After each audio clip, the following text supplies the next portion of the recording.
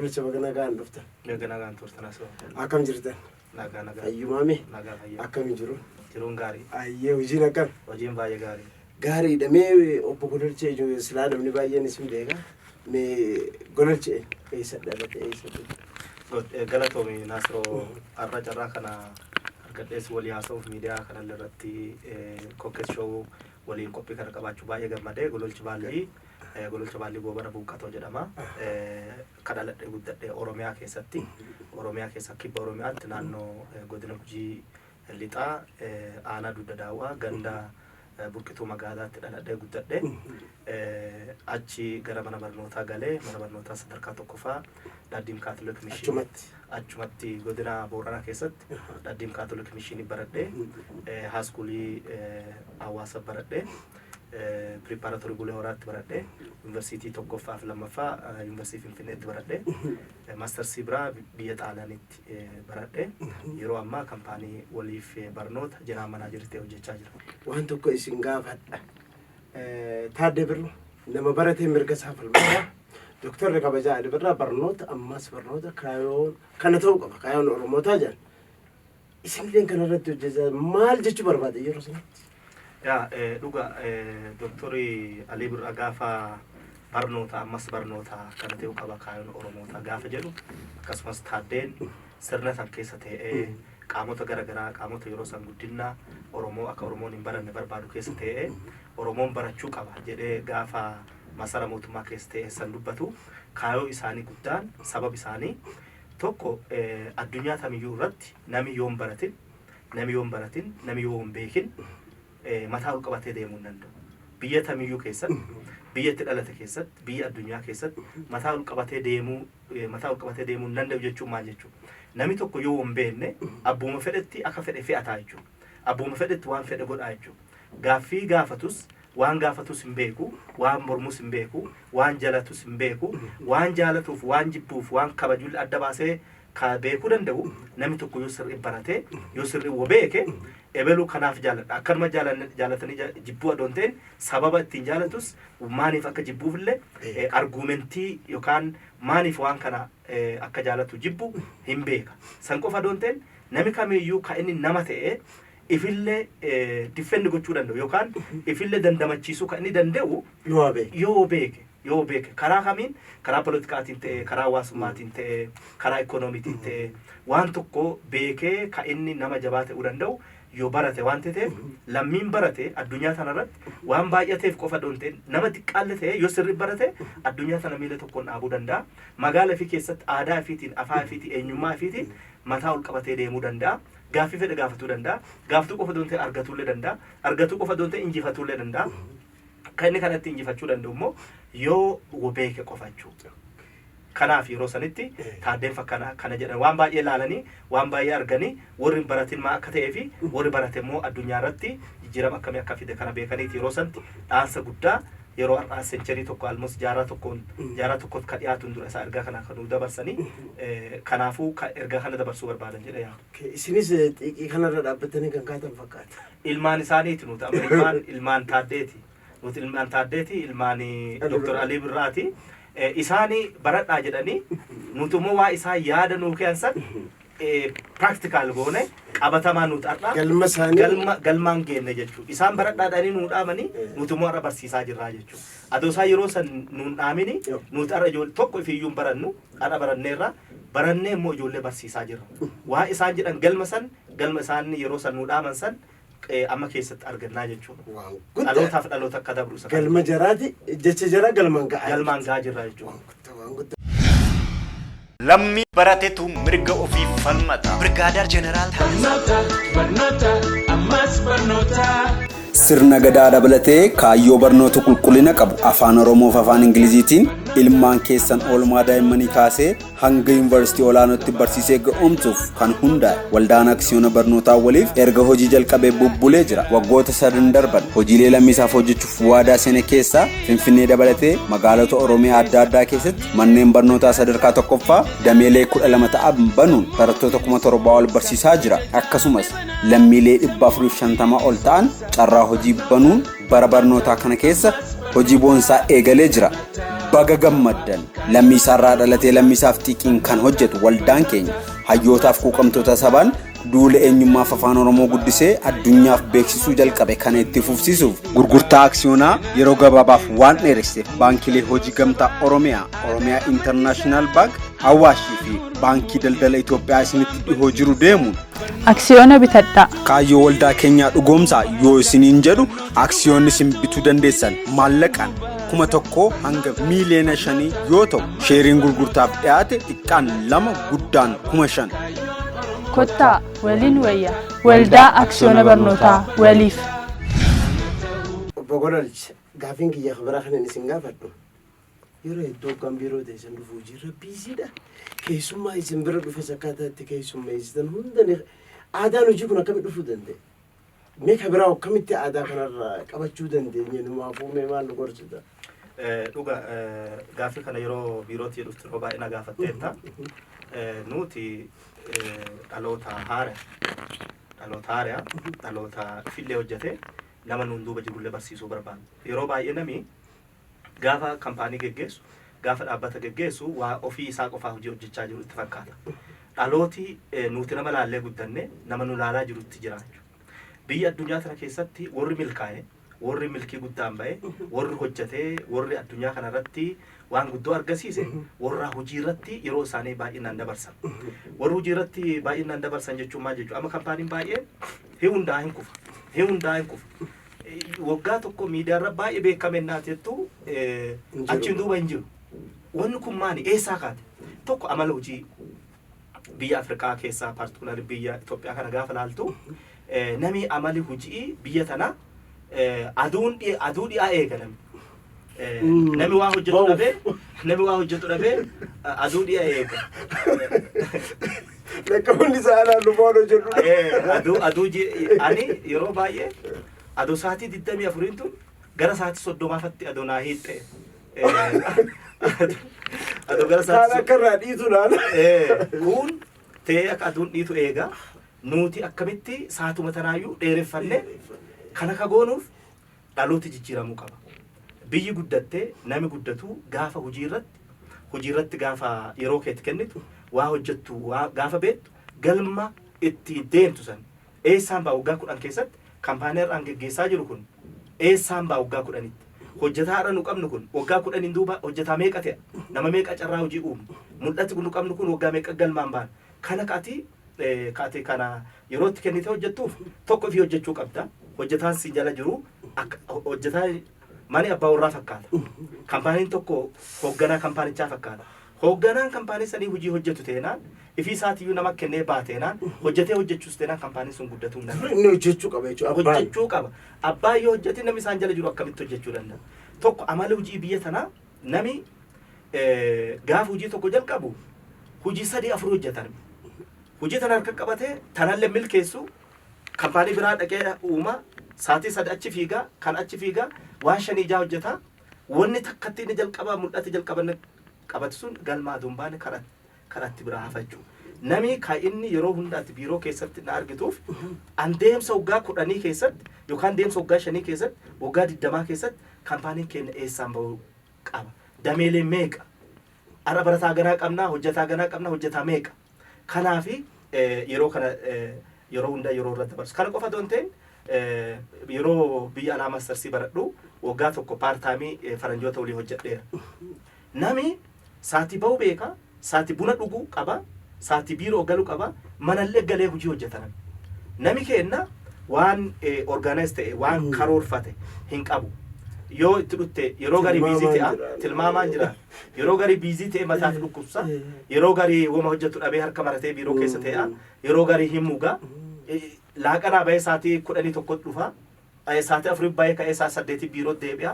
Kana jechuun waa hojjetu karooraa hojjetu dhabu. Nuti har'a deemsa waggaa meeqatti biraan baanu hunda waan lafaa qabnuuf yeroo hunda biiroo keessa wanti na dhaggatuuf. Isaan qofa doon ta'e itti gaafatamummaa sabaa qabna. Itti gaafatamummaa dhalootaa qabna. Uummata bal'aa hojjetaa jira. Dhalooti nu laalu jira. Dhalooti waan nurraa baratu qaba. An biiroon tiyyaa waajjirri kiyyaa mana barnootaa tokko mana barnootaa dhalootaa jedhee yaadachuu. milkaa'ina gololchi yookaan kampaaniin an geggeessu kun milkaa'ina kampaaniin tiimiin nuti waliin geggeessinu kun milkaa'ini namni dhibiin nu duuba dhufu milkaa'e jechuudha. Yoo nuti kufne yoo nuti taphataatuma isaas kuffisuuta dhaloota nuuf dhufullee kuffisuu ta'a jechuudha. Kanaaf yeroo baay'ee kan nuti karoorfanne dhalootaaf hojjenna fakkeenya ta'uuf hojjenna. Nama hojii hojjetu tokko nama hojii hojjetu hunda waliin qopheechuun yeroo hunda istaafa walii hojjedhu tiimii walii hojjedhu walii wannan jedhu hoogganaan keessan anaa miteedha.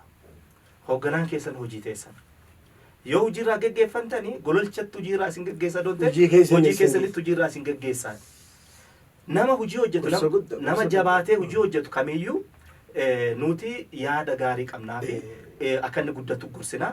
Warra tiimii kenna nu walii hojjetu qofa doonte nama yaada akka kennaa kana qabu kampaanota biyya tana keessa jiru kasabaa hojjetan kamiyyuu walii hojjetuuf qophii waan beeknu itti himna waa inni beeku irraa fudhanna deemee kumulatiiv effektiin isaa ida'am isaa deemee saba kanaaf bu'aa guddaa fida waan ta'eef kanaaf kan nuti namoota hojii hojjetan hunda akka walii hojjennu kan barbaannuuf.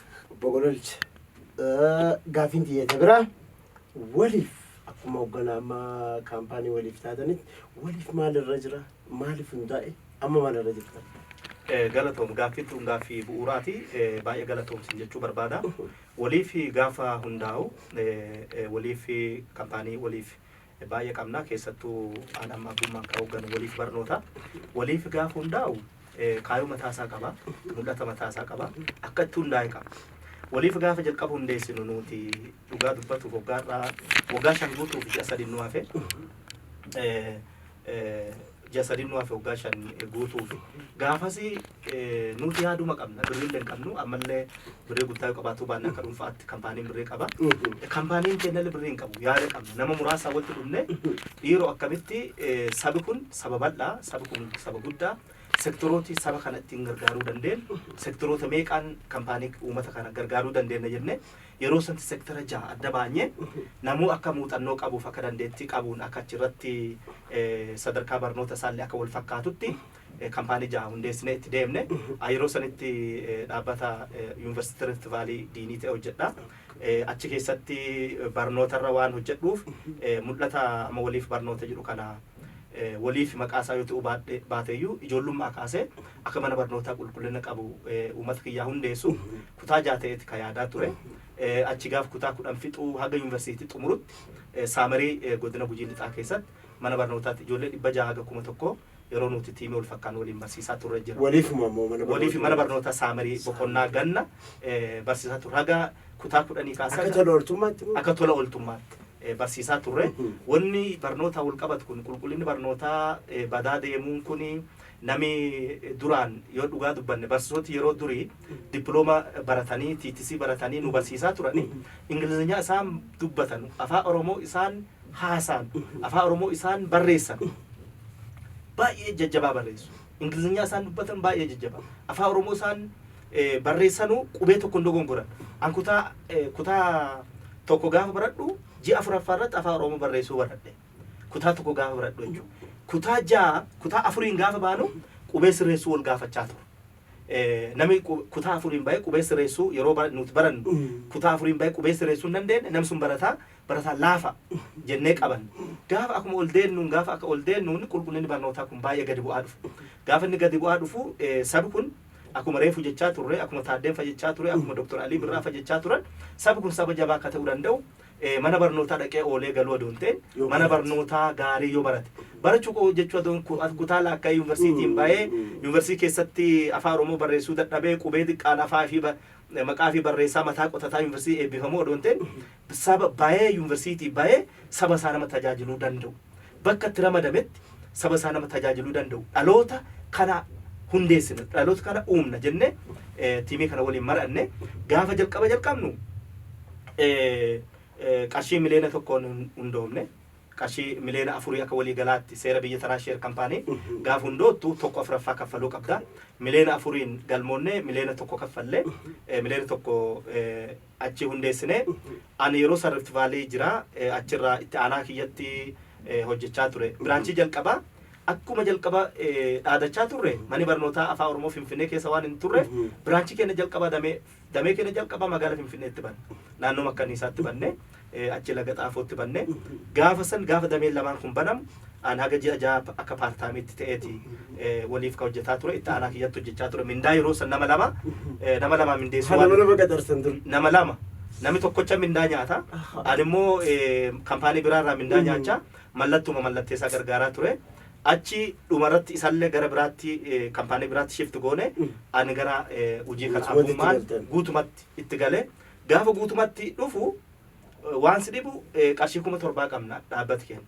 Hata'u mallaqa qarshii 7,000 walii galatti kaampaanii keenya qarshii 7,000 qaba yeroo sanitti mindaa ji'aan 47 kaffallaa kiyyaayyuu 12 so akkamitti murtoo kaampaanii guddaa keessaa gaafa ba'u murtoo hagana gahu murteeffachuun haga murtoo cimaa akka ta'e hagama kulfaataa akka ta'e argisiisa ka'umsa waan na gaafatte waggaa tokko guutuu naannoo kiiloo 4 naannoo kiiloo 5 fuula dura achirratti waggaa tokko guutuu jenaa manaajerillee anuma ture barreessituullee anuma ture kaasheriillee anuma ture qulqulleessituullee anuma ture waggaa tokko guutuu erga achi hojjanneen booda kaampaanii gara uummataatti gadi baanye uummatatti gaafa miidiyaarra gadi baanyu uummati kennas sochiin garagaraa sochiin babbareedaan tokko ka'ee ture sochii kana keessatti uummati baay'inaan hirmaate sheerii nami bitachuu jalqabe nulle uummatatti akka sirriitti enne asumaan uummata keenya bal'aa akka galateeffachuu barbaadu kaampaaniin birrii 7,000 gaafa dhufu qabu achirraa ka'ee gara kaampaanii guddaa ta'e jechuudha yeroo ammaa kaampaaniin keenya dameelee Oromiyaa keessatti damee 12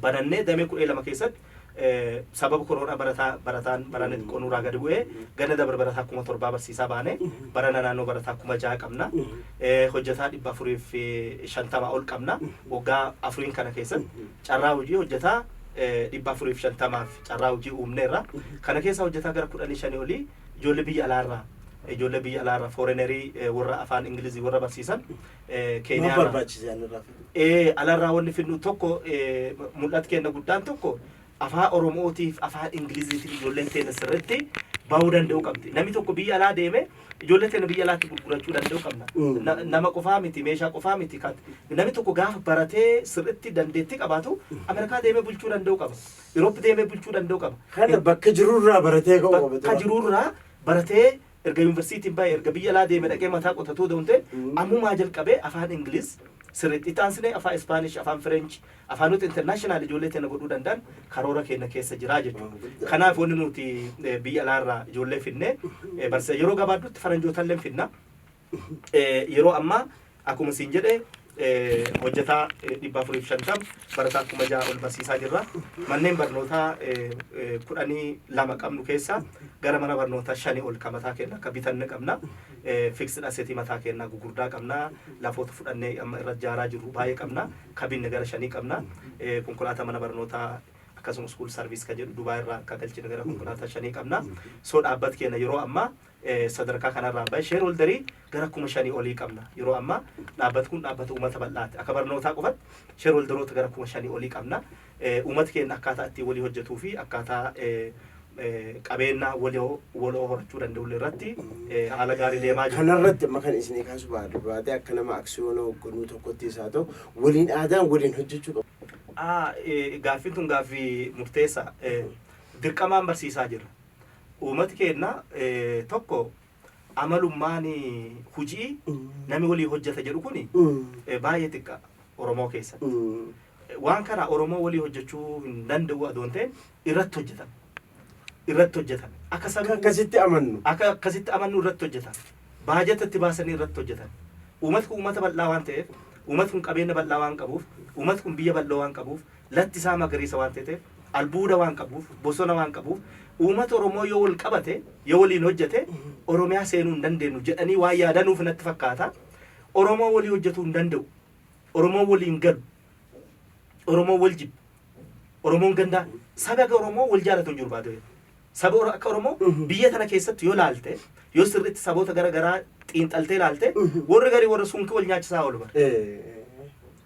Warri garii torban tokko buna ollaan buna ollaan buna waliin hin nyaatu. Haati manaa nyaata abbaan manaa kennuufi yookaan abbaan manaa haga haadha manaa fi shakkuutti. Oromoon keessa hin jiru kun. Oromoon kun keessa hin jiru. Egalitarian society uummata balcha. Kanaafuu amala hojii amma yeroo tokko Oromoo waliin hojjettu jedhan waan kana baajata baasaniit kan hojjetaa turan malee Oromoo waliin hojjeta. Waan kana immoo sammuu keessaa baasisaa fi nu baay'ee dadhabne. Laal miidiyaa irra baay'ee beeksifne. Qarshiin keenya baasiin keenya guddaan tokko miidiyaa irra baay'ee. Baay'inaan miidiyaa irratti baay'ee. Waliif nutu miidiyaa irra baay'ee dura. Waliif ka isa uummata keessa baay'ee ka beekamu. We have invested too much. Qarshii guddoo miidiyaa irra baay'ee. Kana ka gooneef maali? Tokko gaafuma jalqabaa kaampaanii kana hundeeffa mul'ata keenya keessaa tokko mul'ata gurguddaan lama nu qabnu tokko eenyummaa irratti ijoolleen teennaa magaala isaanii keessatti magaala Oromiyaa keessatti magaala Oromoo foolee Oromoo dha'uu danda'u qaba.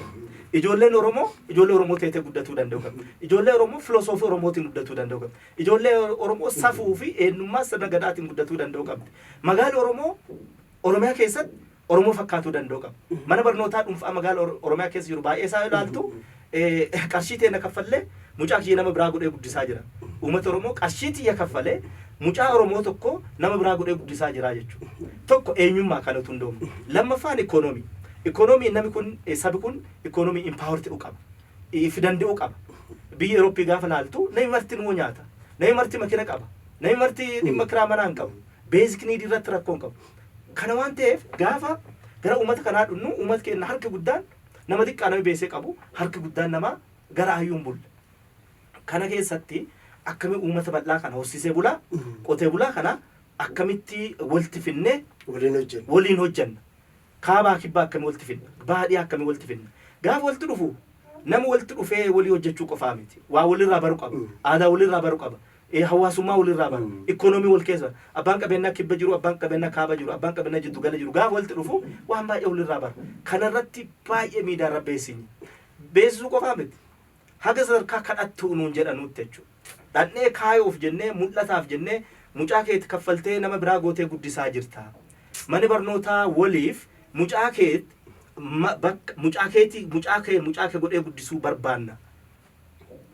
Abbaa qabeenyaa tokkoon yoo ofii mucaa keetti Ameerikaa barsiifattu teete yoo ofii Finfinnee barsiifattu teete uummata keetti bal'aa magaalatti keessaa qabeenya horatte waan mana mucaa fi nama biraatti kennee nama biraa godhee guddisaa jiruuf magaala keessaa baatetti invest godhe jechuun kadhachaa turre jechuudha. Kadhannee qofaan ne milkoonneerra namni islaaftuu uummata bal'aa qabu uummata bal'aan abbootiin qabeenyaa hundinuu wal qixxeessuu batan jechuun dandeessu. Garuu nami keenya haga sadarkaa wal barbaadu dhufaa jira. Baay'ee galateeffatuu barbaada. Inni kun amala walii hojii keessatti nami keenya walii hojjetuuf keessatti waan amalli irratti hojjetamuu qabu baay'ee qaba. Garuu gaafa laalu politikaa siyaasaan waan ture malee waa uummata keenya duraa waan kana qabuu miti. Waan jiddugaleessatti irra dalagame malee duraan uummata Oromoon duraa yaadadhaa nama kibba Oromiyaatti dhaladhee qabeenyi kun keeti ka gujiiti fakkeenyaaf mani kun kee mana na bulchi gaafadhaan seeni buli mana ka gujiiti seeni buli mana ka Oromooti jedhan malee qabeenyi kun qabeenya woloo namni Oromoo barsiisuu hin danda'u. Oromoon akka waliin hojjetu laga ubaa tokko baafata. Aadumaaf qabatu. Aadaa qaba. Kaloo walitti kalata. Kaloo loonii walitti kalata. Kophaan kalatu. Dallee amma kunoo ijaaramu erga waggaa 20-30 as namni dallee ijaaree ficcatti ijaaree kunkiyyaan ka jalqabe dhiyoo tana dura Oromoon waa hundaa walitti qaba. Waliin hojjechuu duraan beeka. Oromoon duraan beeka jechuudha. Galatooma waan guddaadha dhuga aaduma kana deebitanii uummata kanatti himuun zaa'amma aadaan tun badde tanatti anoo amma ijoollummaa kiyyaa yaadadhe baadeetti turu waliini namni horii bakka takka bulfata aadaa kana qabaachuu illee irraanfannee turre. Dhugaa gati guddatti kabaltan aadaa kana deebistanii uummatatti fiduun waan guddaadha. Obbo Gololchaa mee waan isin gaafadhu diinagdee jechuun nama tokkoof isaa ta'u hawaasa tokkoof diinagdeen maali? Galatoom Naasiroo gaaffiin tun gaaffii baay'ee murteessaa. Diinagdee jechuun saba tokkoofis nama dhuunfaafis waan hunda. Diinagdeen waan hunda gaafa jennu namni diinagdee qabu waan fedhe murteessa. Diinagdeen siyaasa. Diinagdeen hawaasummaa. Diinagdeen daldala. Diinagdeen tokkummaa. Diinagdeen tokko utubaa. Utubaa mana tokkooti. Utubaa biyya tokkooti. It is plan. Mani tokko yoo utubaa hin qabne hin daddaaqa. Hin socho'a. Namni tokko yoo ikoonoomii hin qabne akka nama dhuunfaatti namummaa isaatu konfidensii yookaan ifitti amanummaa isaatu hin jiru. dinagdeen jiraachuu baannaan fakkeenya amma yoo magaala keessa gaafa deemtu gaafa kiisii teet keessa hojiranu eessa seena jettee dhiphattu eessa seenattee dhiphattu bakka feete seente akka kaffalattu akka waan feete nyaattu akka waan feete dhugdu akka nama feete affeertu waan beektuuf jechuudha. Dinagdee jechuun utubaa saba tokkooti, utubaa biyya tokkooti, utubaa nama dhuunfaati, siyaasa keessattuu akka addunyaatti wanni addunyaan tun namni har'a irratti wal fixaa jiru wanni addunyaan tun har'a halkanii guyyaa hirriibaa hirrannee fi dinagdeen military dinagdeen aangoo namni dinagdee hin qabne sabi dinagdee hin qabne tokko gara siyaasaa dhufadhee yaaduu hin danda'u. Nami dhuunfaan dinagdee hin qabne tokko filannoo hirmaatuu hin danda'u. Iyyaadha mucaa tokko mucaa jabaa dhalootaan gara keenna baay'ee dandeettii qaba. Yeroo tokko hin dorgomadhee ka'ee barata areef eebbifame wama konkolaataatti kireeffatee gara uummataa gadi ba'uu dadhabe.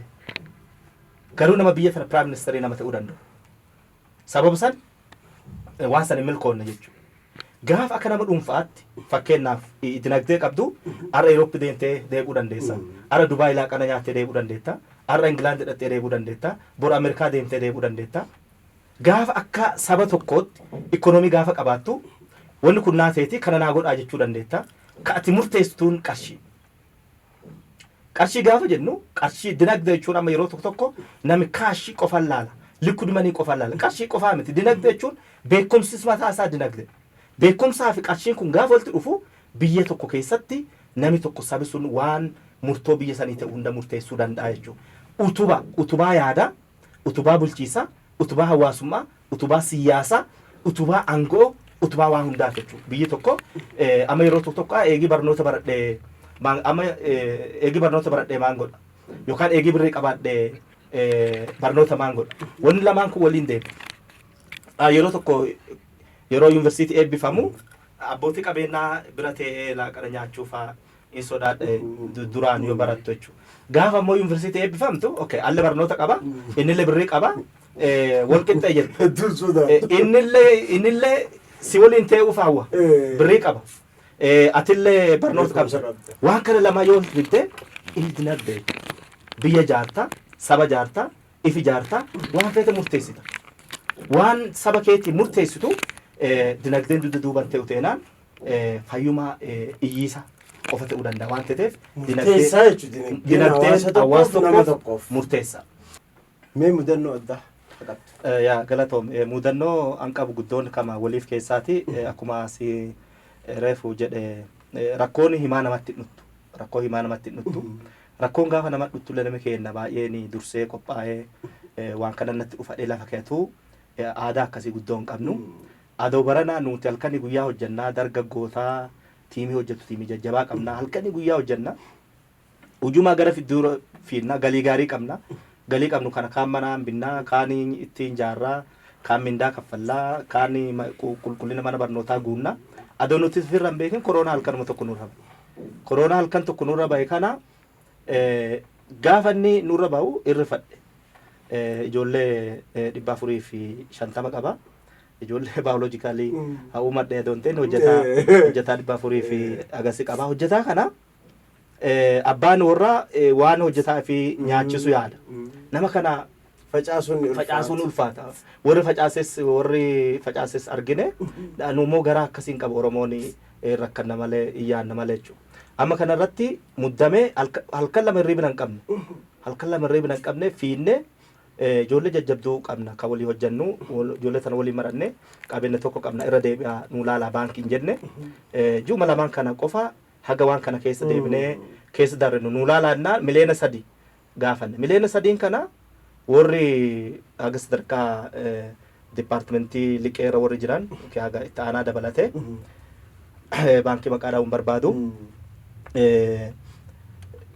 liqaaf jennee mindaaf jennee liqeen kenninu jedhanii jigeera gaafin keessan fudhatama dhabeera naan jedhan mindaa kaffaluu guyyaa lama naaf guyyaa lama qarshiin hin jiru na muddame amma yaade qaama ol'aanutti iyyadhe qaama ol'aanutti gaafa iyyadhu meeqa gaafatte miliyoona 3 miliyoona 2 sitti dabaleera borganama miliyoona 5 akkaawuntii kanatti akkaawuntii dhaabbataa irratti galaa gaafa naan jedhu hagam akka gammad hedduu nama gammachiisa wanni sun irraa maan baranne mudannoo san irraa maan baranne kaampaaniin keenna yeroo kamiyyuu of qopheesse hojjetaan dhaabbata keenyas sadarkaa gadi aanaa haga oliitti top manaajimentiitti if eegannoo kamiyyuu wanni tokko wanni si dhufu waati dandeettee kontirool gootu jira waa dandeettee qabdu jira wanni gari ati hin beekin sitti dhufti waa akkasii san adda baafanne risk time management wantoota sanii waan qopheessu amma poolisiif dandee tokko qabaachaa jirra mudannoo kanatti yeroo koronaa yoo dhufee amma booda maal goona yoo dhufee qophii waan san akkaataa ittiin deebistan ifraa deebisuun sadarkaa manaajimenti sadarkaa maanuwaalii yookaan poolisiitti isa qopheeffannee amma hojjennee itti deemaa jirra jechuudha. waan guddaadha kun obbo Godolchaa Baallii Sa'aa Qaalii keessa qabdurraa waamicha kiyya kabajee hangas dhufuu siin galatoomfadha mee maayirratti dhaamsa yoo qabaatte dhaamsa hawaasaafis mee waan nuti illee isinirraa barannu dabalata dhiiran isin galatoomi dhaamsi an qabu uummata Oromoo bal'aaf tokko kaampaaniin baay'een kan ittiin guddatuu danda'u hojjetaan baay'een kan itti hojjetuu danda'u bakka itti hojjetutti amanamummaa yoo qabaate bakka itti hojjetutti of kennee yoo hojjete koomitimentii yoo jiraate amanamummaa yoo jiraate bakka 3-4 laaluun yoo hin jiraanne kaampaaniin kamiyyuu guddatuu danda'a waliif irraa wanni nuti baranne yoo jiraate yeroo kennine waggaa 4 keessatti kaampaanii waggaa 10 fakkaan of ijaajuuf hin jedhu wanni kun saayinsii addaati miti nu nama hunda caalleefi miti wanni nuti goone maani tokko birrii 10 uummata keenya irraa fuunu amanamummaa hojjenna akka amanamummaa warra kaampaanii geggeessan warra kaampaanii boru hundeessuuf warra deemtan amanamummaan akka uummata keessanii hojjettan ka jedhu hooggantoota biyyaas dabalatee hooggantoota kaampaanii dabalatee hooggantoota sadarkaa garaagaraatti jiratan amanamummaan saba keessanii akka hojjettan lammaffaa of kennitanii akka hojjettan of kennitanii akka hojjettan gaafa kana jennu konsentrashiniin hin barbaachisa beekumsa qofa qabaateef miti kaampaaniin kan guddatu dandeettii qofa qabaateef miti kan guddatu of kennuun baay'ee murteessa kabira amala hojii kalcheree hojii namni yeroo tokko waajjira mootummaa dhugu akka malee rifadha kompiitara tokkorra nama 5 waajjira tokko nama 50 keessa jira namni kun maa hojjeta aduu nama gana ga'e hojii hojjete nama gana ga'e hojii hojjete maanti biyya tanaa dhufa ka jedhu yaada nu amma namni 50 sun achi taa'ee bar dhimma keetillee fixattee hin baatu 7-3 itti deddeebita amma nuti hojjetaan tokko nama poozishinii 3-4 nama qabu jiran maafi nami yoo tokko fixatu kaanti dabe nami itti fayyadamarratti itti fayyadama humna riisoorsii qabnu irratti hooggantoota sadarkaa garaagaraa jiran humna qabdan itti fayyadamtanii biyyi tun ka guddatuu dandeettuun nami kamiyyuu sadarkaa irra jiru kaasee hojii yoo hojjete sabaa yoo hojjete amanummaa yoo hojjete biyyi tokko guddachuu dandeetti ka jedhu lammaffaa uummata bal'aa saba kiyyaaf kadhaamu mana barnootaa isin fakkaatu mana barnootaa ijoollee teessan gootanii itti guddifattan mucaan kiyya amma gololcha ta'ee guddatuu qaba mana barnootaa saba isaa fakkaatu baratuu qaba mana barnootaa addunyaa walii wal fakkaatutti baratuu qaba addunyaa irratti dorgomaa akka ta'utti baratuu qaba eenyummaa mucaan kiyya eenyummaa fi dhabee guddatuurra saayinsii dhugaa sana akka inni irraanfatu barbaada saayinsii beekuu qofaa miti saayinsii fi eenyummaa yoo walitti hidhamaa deemtu bor biyya fedhe addunyaa fedhe dhaqee nama dorgomaa mataa ol qabadhee Ameerikaa keessa deemuu danda'a sanbataa kana ol qabachiisu sirna gadaatiif eenyummaa kiyya Oromoo ta'ee dhalachuu kiyyaaf waaqa barbaada afaan Oromoo dubbatuu kiyyaaf waaqa barbaada sabi tokko aadaa fi yombeen eenyummaa fi yombeen saba guddaa ta'uu danda'u ijoollee teessan mana barnootaa waliifitti akaademii waliifitti barsiifadha amma isin bira dhaqqabin yeroo gabaaddutti isin bira dhaqqabsiin yoo hagan dhaqqabin kabiraalle dirqama ka waliif qofaa miti mana barnootaa Oromoo ka eenyummaa Oromoo barsiisu magaala keessan keessa ka jiru ka fedhe yoo ta'u ijoollee teessatti barsiifadha mucaan keeti mucaa kee ta'ee intala teetee intala Oromoo teetee guddatuu danda'u qabda gaafii garaagaraa kasabii har'aan gaafii nuu dhaamaa turan taaddeeffa nuu dhaamaa turan Dr. Alii Birraa nuu dhaamaa turan afaaniif aadaa keeti yoo beekte yoo baratte